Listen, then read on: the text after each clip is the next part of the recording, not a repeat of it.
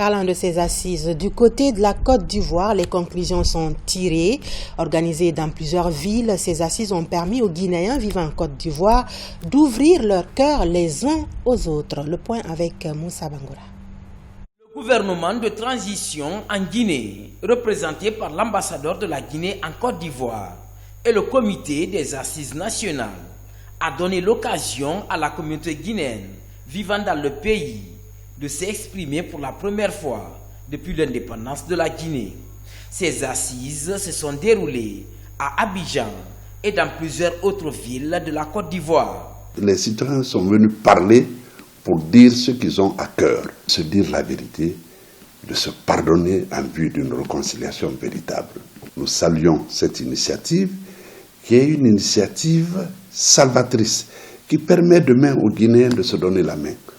Cette initiative du président de la transition est à saluer. La communauté guinéenne avait besoin d'un cadre de dialogue pour se parler en face et se pardonner. Nous sommes satisfaits de tout ce qui s'est passé ici. Nos parents ont parlé le cœur ouvert. Nous souhaitons très sincèrement que le CND, le gouvernement, prenne en compte tous ces cris de cœur. Ces assises, ça fait des années, disons depuis 63 ans que nous les attendons. Elles ont été salutaires, bienvenues.